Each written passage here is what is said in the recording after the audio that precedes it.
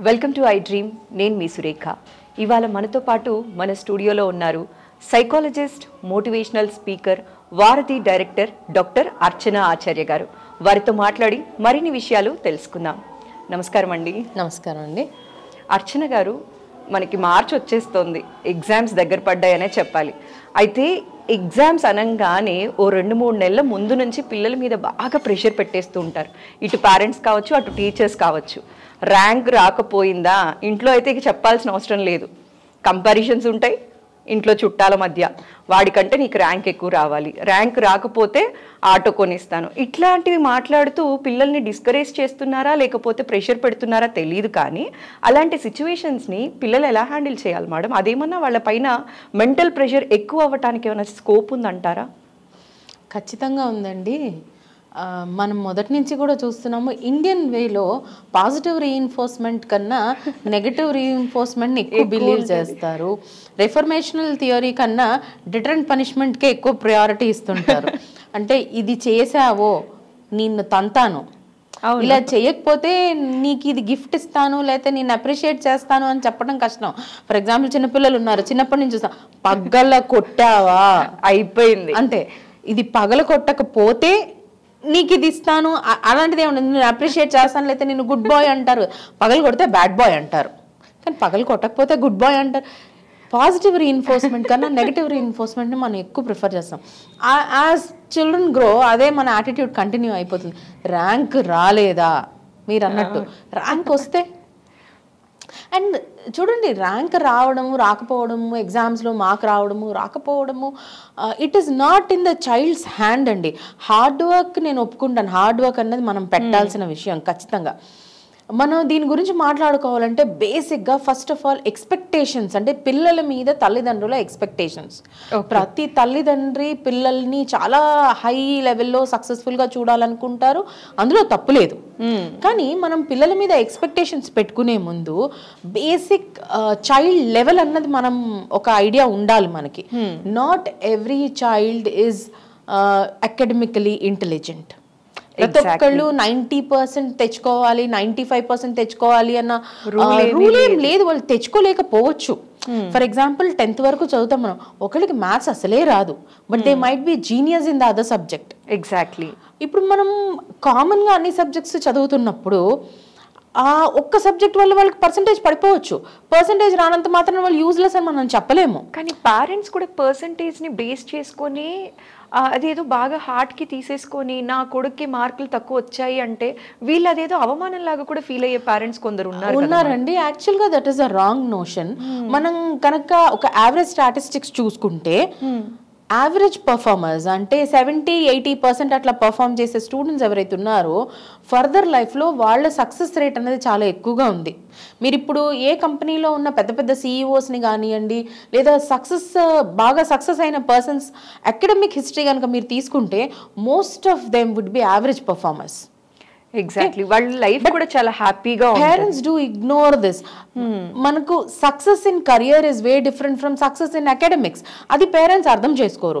And వాళ్ళు ఏమనుకుంటారంటే మంచి మార్క్స్ వచ్చి, అంటే బేసిక్గా మంచి మార్క్స్ వచ్చి బాగా చదువుకున్నారంటే తొందరగా ఉద్యోగం వస్తుంది, సెటిల్ అయిపోతారు. This is what is parents think. And దీనివల్ల ఏంటంటే పిల్లల మీద అపారమైన ప్రెషర్. ఎగ్జామ్ రాసే ముందు, అంటే ఎగ్జామ్ రాసేప్పుడు వాళ్ళు టెన్షన్ ఏది లేకుండా ఫ్రీ మైండ్తో ఎగ్జామ్ రాయరు వాళ్ళు. అది కాంపిటేటివ్ ఎగ్జామ్ అవనియండి, +2, 10th ఏ ఎగ్జామ్ అయినా సరే వాళ్ళు ఒక ఫ్రీ మైండ్తో రాయలేరు. ఎగ్జామ్ అన్న ఒక విషయం స్టార్ట్ అయినప్పటి నుంచి నాకు ఎన్ని మార్కులు వస్తాయో ఏమో, బట్ ఈవెన్ ఆన్సర్ క్యాలిక్యులేట్ చేసి దాని మీద మార్క్ చేస్తున్నప్పుడు కూడా నాకు ఎంత ర్యాంక్ వస్తుందో ఏమో, ఇన్ని కరెక్ట్ ఆన్సర్స్ పెడితే తప్ప నాకు ఇటువంటి ర్యాంక్ రాదు. అంటే ఈ థాట్ వల్ల వాళ్ళ పర్ఫార్మెన్స్ అన్నది ఆటోమేటిక్గా ఎఫెక్ట్ అవుతుందండి. స్ట్రెస్ వాళ్ళకి. ఎగ్జామ్ అంటే ఒక భయం. మనం చూస్తున్నాం చాలా మంది పిల్లలు ఎగ్జామ్స్ రాసి బయట వచ్చిన తర్వాత last day of the examinations మనం చూస్తాం, కాలేజ్ బస్సుల నుంచి స్కూల్ క్వశ్చన్ పేపర్లు చింపేసి అంటే that denotes the kind of stress they underwent all these days. Exam అనేది పిల్లలకి ఒక క్యాజువల్ విషయంగా మనం అలవాటు చేయాలి, కానీ అదేదో పెద్ద భూతం. అంటే this is the day which is going to scrutinise you, crucify you. ఒక రకమైన భయం మనం క్రియేట్ చేస్తున్నాం పిల్లల లోపల. దానివల్ల వాళ్ళకి యాంగ్జైటీ వస్తుంది, డిప్రెషన్ వస్తుంది, స్ట్రెస్కి గురవుతారు. అండ్ ఇవన్నీ కూడా వాళ్ళ పర్ఫార్మెన్స్ని ఎఫెక్ట్ చేస్తాయి. ఇవన్నీ తెలిసినప్పటికీ కూడా ఎగ్జామ్స్ దగ్గర పడే కొద్దికి ఇంకా ఎక్కువ ప్రెషర్ ఇస్తున్నారు కదా. అంటే పేరెంట్స్ గా మనం అనుకుంటాం కదా, నేను ప్రెషర్ పెట్టకపోతే వీడు అసలు చదవడు. అవును, చాలా మంది పేరెంట్స్ ఎందుకండి మీరు అంటారు మీ వాడు బాగానే చదువుతున్నాడు అనాలండి. అనకపోతే వాళ్ళు ఫోకస్ లూజ్ అవుతారు. అదేమన్నా రూలా అండి, పద్ధత సాంప్రదాయమా, చెయ్యాలండి అనాలండి. అనాల్సిన అవసరం లేదు. పిల్లలకి బేసిక్ వాళ్ళకి అంటే వీళ్ళు చదవరు, వీళ్ళకు ఒక థాట్ ప్రాసెస్ లేదు అనుకుంటే తప్ప జనరల్గా ఒక ఫోకస్ ఉన్న పిల్లలు, లైఫ్ అంటే కొంచెం సీరియస్నెస్ లేదా మీరు చెయ్యాలనుకున్న వాళ్ళు చాలా మంది ఆటోమేటిక్గా చేసేస్తుంటారు. చాలా మంది పిల్లలండి they come to me with a question, why our parents always want us to be very successful when they themselves were not so successful? అబ్బా, చాలా మంది పేరెంట్స్ ఏంటంటే రెండు రకాల పేరెంట్స్ ఉంటారు. ఆల్రెడీ బాగా సక్సెస్ఫుల్ గా ఉండి academically intelligent parents, they take it granted అనమాట. మేము ఇలా ఉన్నాం కాబట్టి మా పిల్లలు కూడా ఇలా ఉంటారు, నేను బాగా అకాడమికలీ ఇంటెలిజెంట్ కాబట్టి నా పిల్లలు కూడా బాగా చదువుతారు, నేను ఇలా చదవాలి, you should live up to my standards అన్న ప్రెషర్. లైక్ అభిషేక్ బచ్చన్ కి అమితాబ్ బచ్చన్ లెవెల్లో ఉండాలి అన్న ప్రెషర్ ఏదైతే ఉందో. సో మనం చూస్తుంటాం కదా, ఇప్పుడు చంద్రబాబు నాయుడు గారు ఉన్నారు, లోకేష్ రాగానే అందరూ చంద్రబాబు నాయుడు గారితో కలవడం మొదలు పెడతారు. Both are 2 different individuals, they cannot be same. Indira Gandhi ఎలాగ ఉందో రాజీవ్ గాంధీ అలాగ ఉండాలి, రాజీవ్ గాంధీ ఎలాగ ఉన్నాడో రాహుల్ గాంధీ అలా ఉండాలి, నాట్ పాసిబుల్ అండి. 2 different individuals. వీళ్ళు జనరేషన్స్లో కొన్ని క్యారెక్టర్స్ పాస్ అవుతాయేమో, కానీ ఖచ్చితంగా వాళ్ళు ఎలా ఉంటే వీళ్ళు అలా ఉండాలి అన్నది లేదు. మనం చూస్తుంటాం ప్రతి చోట, మా నాయకుడు అలా ఉంటే కొడుకు అలా ఉంటాడు. So this is all not possible. అది ఒకటి. ఆల్రెడీ సక్సెస్ఫుల్ పేరెంట్స్ ఏమో ఇలా ఎక్స్పెక్ట్ చేస్తారు, నాలాగా ఉంటారు అని వాళ్ళ మీద ప్రెషర్ పెట్టి నాలాగా ఉండాలి, నేను ఇంత సక్సెస్ఫుల్, నేను ఐఏఎస్, నా కొడుకు ఐఏఎస్ కాకపోతే ఎలా, నా కూతురు ఐఏఎస్ కాకపోతే ఎలా, చూస్తుంటాం మనం in generations that this happens. ఇది ఒక రకమైన pressure. Second kinds of parents, వాళ్ళు కాస్త అండర్ సక్సెస్ఫుల్ ఉంటారు, ఉండేసి మేము ఇలా ఉన్నాం కాబట్టి మా పిల్లలు ఒక రేంజ్ లో ఉండాలి కాబట్టి నేను చాలా కష్టపడతాను, నువ్వు చూడు నాలాగుండకు, నువ్వు ఇలాగుండు, నాలాగుండకు, నువ్వు ఇలాగుండు. So constant pressure on the children. ఇప్పుడు ఈ 2 కేసెస్లో ప్రెషర్ ఫేస్ చేసేది పిల్లలు. ఆ ప్రెషర్ అన్నది ఎలా ఉంటుంది అన్నది పిల్లల్ని మనం ఒకసారి క్లోజ్డ్ డోర్ ఇంటర్వ్యూ చేస్తే వాళ్ళు చెప్తారు. They want to escape from all this nonsense and get out. అంటే వాళ్ళు ఎంత ప్రెషర్లో ఉంటారంటే యాక్చువల్గా వాళ్ళకి ర్యాంక్ 1 వచ్చిందా కూడా దాన్ని ఎంజాయ్ చేసే పరిస్థితిలో వాళ్ళు ఉండరు. అబ్బా దరిద్రం పోయిందిరా బాబు అనుకునే పరిస్థితిలో ఉంటారు, కానీ దాన్ని ఎంజాయ్ చేసే మెంటల్ స్టేటస్ వాళ్ళకు ఉండట్లేదు. ఎందుకంటే నెక్స్ట్ ఇంకో ప్రెషర్, 10th లో 90% రావాలి, 95% రావాలి, తెచ్చుకున్నాడు పాపం. అవంగానే మంచి కాలేజ్లో జాయిన్ చేస్తాం, అసలు రిజల్ట్ దాకా కూడా వెయిట్ చేయం, తీసుకెళ్ళి శ్రీ చైతన్య నారాయణ ఏదో ఒక ఆయనాలు పెట్టేస్తాం. పెట్టంగానే ఈ రిజల్ట్ ఇంకా రాలేదు, రే బాగా చదవాలరా నువ్వు, ఎంసెట్లో మంచి ర్యాంక్ రావాలా, ఐఐటీలో టాప్ కొట్టాలా అంటే అయిపోయింది. ఇది ఇంకా రిజల్టే రాలేదు, ఆ ప్రెషర్ స్టార్ట్ అయింది. ఇక్కడ 95 వచ్చింది అనుకోండి, అమ్మయ్య దీంతో ఎండ్ అయిపోయిందని లేదు, ఇక్కడ మళ్ళీ స్టార్ట్ డబుల్ త్రిబుల్ ప్రెషర్. అది రాగానే ఐఐటీలో సీట్ రాగానే అమ్మయ్య నీకు ఐఐటీలో సీట్ వచ్చేసిందిరా అని మంచి జాబ్ తెచ్చుకోవాలన్న package 24-25 lakhs package. Campus selection లో ఫస్ట్ సెలెక్ట్ అయిపోవాలి అంతే. అవ్వంగానే పోనీ అయిపోయింది, క్యాంప్ మంచి జాబ్ వచ్చింది, అయిపోయిందా పెళ్లి చేసుకోవాలి, మంచి వైఫ్ దొరకాలి. అంటే పేరెంట్స్కి ఇది ఒక అలవాట్లా మారిపోయింది అనమాట. మన ఎక్స్పెక్టేషన్స్కి పిల్లలు రాణించాలి, అది 100% రాంగ్ అండి. ఒక్క అకాడమిక్స్ విషయంలో వదిలిపెట్టండి, ఇవాళ పేరెంట్స్ కనుక చూసుకుంటే మన పిల్లలు అన్నిట్లోనూ ఎక్సలెంట్ ఉండాలి, అన్ని స్పోర్ట్స్లోనూ గోల్డ్ మెడల్ కొట్టాలి, ఎలక్ట్యూషన్ కాంపిటీషన్లో ఫస్ట్ ప్రైజ్ రావాలి, మా వాడు వీణ వాయించాలి, మా వాడు డాన్స్ చేయాలి, అది బ్రేక్ డాన్స్ చేయాలి, మా వాడు పాట పాడితే గాన గంధర్వుడు బాలసుబ్రహ్మణ్యంలా ఉండాలి, ప్రతి దాంట్లోనూ సక్సెస్ఫుల్గా ఉండాలి. మనం పిల్లల్ని కనుక చూసుకుంటే ఇవాళ ఒక స్పోర్ట్ నేర్పిస్తారు, ఒక ఇన్స్ట్రుమెంట్, డాన్స్, మ్యూజిక్, ప్రతి ఒక్కళ్ళు అయితే క్రికెట్ లేదా కరాటే, వాళ్ళ పిల్లలు ఏదైనా నేర్చుకుంటూ ఉంటే అక్కడ షైన్ అప్ అయ్యారు, మనం కూడా మళ్ళీ నేర్చుకోవడం అంటే ఏదో సరదాకి హాబీగా నేర్చుకోవడం కాదండి. మామూలుగా పిల్లలు నేర్చుకుంటుంటారు, హాబీగా సరదాకి నేర్చుకోవడం డిఫరెంట్. కానీ ఇక్కడ కూడా పేరెంట్స్ ఎక్స్పెక్టేషన్స్, వాళ్ళు స్కేటింగ్ నేర్చుకోగానే అయిపోదు, స్కేటింగ్ కాంపిటీషన్కి వెళ్ళాలా, ఎలాగానే అయిపోదు, వాడు మెడల్ కొట్టుకొని రావాలి. అంటే ఈ కైండ్ ఆఫ్ ప్రెషర్ అసలు పిల్లలు ఎలా తట్టుకుంటారని ఎక్స్పెక్ట్ చేస్తున్నారండి. మనము పేరెంట్స్ ఒక్క ఉద్యోగం చేస్తున్నాం, ఒకే ఉద్యోగం 2-3 మనం చేయట్లే, ఒకే ఉద్యోగంలో బాస్ పెట్టే కొన్ని టార్గెట్స్, ఒకే ఉద్యోగంలో మనం రీచ్ అవ్వాల్సిన గోల్స్ మనం రీచ్ అవ్వలేక ఒక గంట ఎక్స్ట్రా 2 గంటలు ఎక్స్ట్రా పని చేయాల్సి వస్తే ఇంటికి వచ్చి ఫ్రస్ట్రేట్ అయిపోయి ఇంట్లో తిట్టుకొని పిల్లల్ని తిట్టేసి మన ఫ్రస్ట్రేషన్ అంతా బయటపడేస్తున్నామే. పిల్లలు ఎవరి మీద తీర్చాలంటారు? 24 hours వాళ్ళకి ఒక షెడ్యూల్ సెట్ చేసి, అకాడమిక్స్ అని ఒకటే కదా, అకాడమిక్స్లో 95 రావాలి, చెస్ ఆడితే ఇందులో గెలవాలి, క్రికెట్ ఆడితే అందులో గెలవాలి, సంగీతం పాడితే గానగంధర్వుల్లో ఉండాలి, బాగా పాడితే నిన్ను తీసుకెళ్ళి ఇండియన్ ఐడల్లో పాడిచ్చేస్తాం, డాన్స్ చేస్తే డాన్స్ ఇండియాలో పెట్టేస్తాం.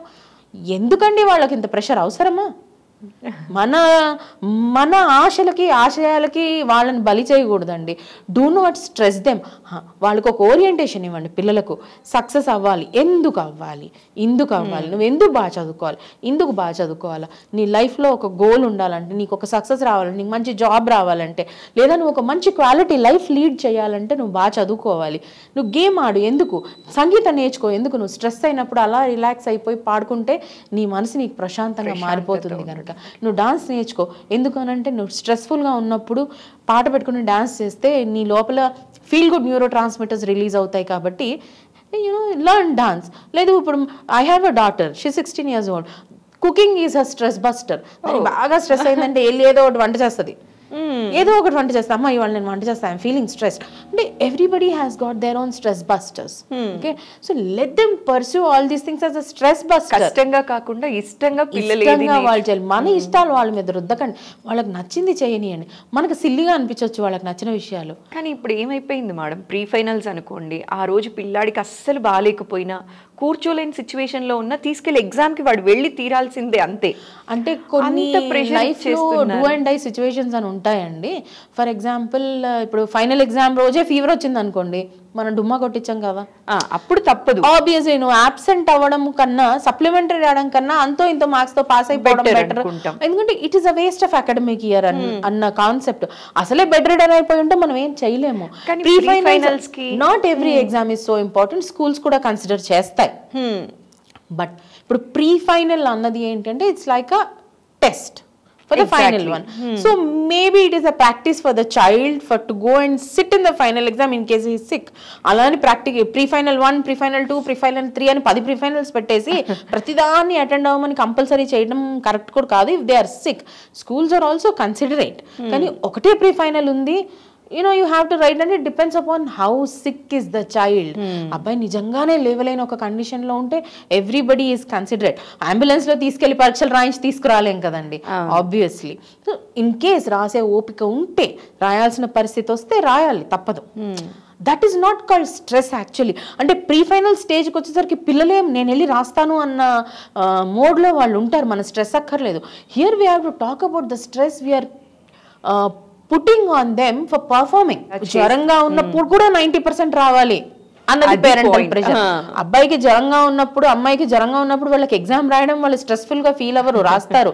కానీ ఈ జ్వరంలో రాసిన ఎగ్జామ్స్ లో మార్కులు రాకపోతే నా పరిస్థితి ఏంటి అన్నదే వాళ్ళ మెయిన్ టెన్షన్. సో పేరెంట్స్ గా మనం ఆ టెన్షన్ పెట్టకపోతే చాలు వాళ్ళని. మన ఎక్స్పెక్టేషన్స్ కి వాళ్ళని బలి చేయకూడదు. అండ్ పిల్లల బేసిక్ క్రైటీరియా ఏంటి, వాళ్ళ కెపాసిటీ ఏంటి తెలుసుకుని మనం వాళ్ళ మీద ప్రెషర్ పెట్టాలి.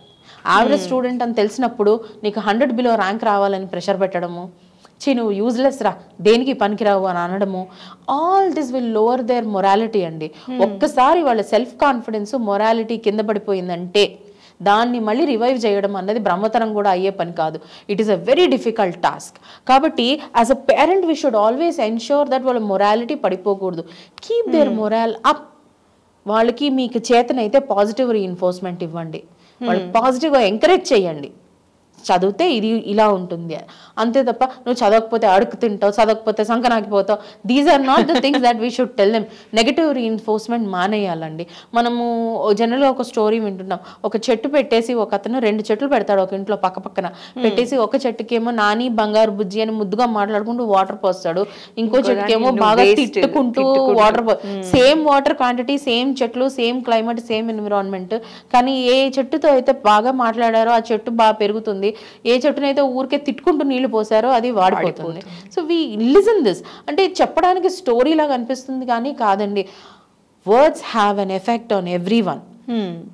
మనం మాట్లాడే పదం words have a greater impact. కాబట్టి మనం పిల్లలకి positive enforcement, good words, reformational థియరీని అప్లై చేద్దాం, not deterrent punishment. Punishment always will not give you positive results. ఒక దొంగను తీసుకెళ్లి జైల్లో వేయంగానే మారిపోతాడని లేదండి. రెఫార్మేటరీ మనం విధానాలు వాడితేనే వాళ్ళు రిఫార్మ్ అవుతారు. లేదంటే దొంగల్ని తీసుకెళ్లి జైల్లో పెడితే పక్క దొంగలతో కలిసి గజ దొంగ తయారై వస్తాడు వాడు బయటికి. అలాంటి ఇన్స్టెన్సెస్ కూడా చూస్తున్నాం మనం. సో ఎటువంటి ఎక్స్పెక్టేషన్స్ అయినా సరే పిల్లల్ని వాళ్ళ కెపాసిటీని బట్టి మనం ఎక్స్పెక్ట్ చేద్దాం. Even though we want them to be successful, అంటే మన ఎక్స్పెక్టేషన్స్ హై ఉన్నా కూడా వాటిని పాజిటివ్గా రీఇన్ఫోర్స్ చేసి వాళ్ళతో వర్క్ చేయిద్దాం తప్ప నెగిటివ్గా రీఇన్ఫోర్స్ చేసి వాళ్ళని తిట్టి వాళ్ళని కించపరిచి కంపేర్ చేసి మనం సాధించేది ఏం లేదండి. Automatically it will damage their self esteem which is going to affect their life. ఈ ఒక్క ఇన్స్టెన్స్ అనే కాదు, వాళ్ళ టోటల్ లైఫ్ అంతా డ్యామేజ్ అవుతుంది. వాళ్ళ సెల్ఫ్ ఇమేజ్ పాడైంది అని అంటే తన కళ్ళలో తనే దిగజారిపోయిన తర్వాత ప్రపంచం మొత్తం కలిసినా కూడా వాళ్ళని మళ్ళీ బూస్టప్ చేయలేవు. కాబట్టి యాజ్ అ పేరెంట్ మనం ఇవన్నీ గుర్తుపెట్టుకోవాలి. చాలా చక్కగా చెప్పారండి. ప్రతి పేరెంట్ తెలుసుకోవాల్సిన విషయం నిజంగా ఇది మాత్రం. ఎందుకంటే పిల్లల పైన ప్రెషర్ పెట్టేసి, అంటే తెలిసో తెలియకో పెడుతున్న పేరెంట్స్ కొందరైతే ప్రెషర్ పెడితేనే చదువుతారు అని చెప్పి ఇంటెన్షనల్గా ఇంకొంతమంది పేరెంట్స్ కూడా ప్రెషర్ ఇస్తున్నారు. బట్ ఈ ప్రెషర్ మాత్రం పిల్లలకి నిజంగా అవసరం లేదు. పాజిటివ్గా మనం పిల్లలకి కన్వే చేయగలిగితే వాళ్ళు సక్సెస్ఫుల్గా మీరు అనుకున్నట్టుగా వాళ్ళ కెపాసిటీని బేస్ చేసుకొని లైఫ్లో సక్సెస్ అవుతారు అన్న విషయాన్ని చాలా చక్కగా వివరించారండి. ధన్యవాదాలు. Thank you.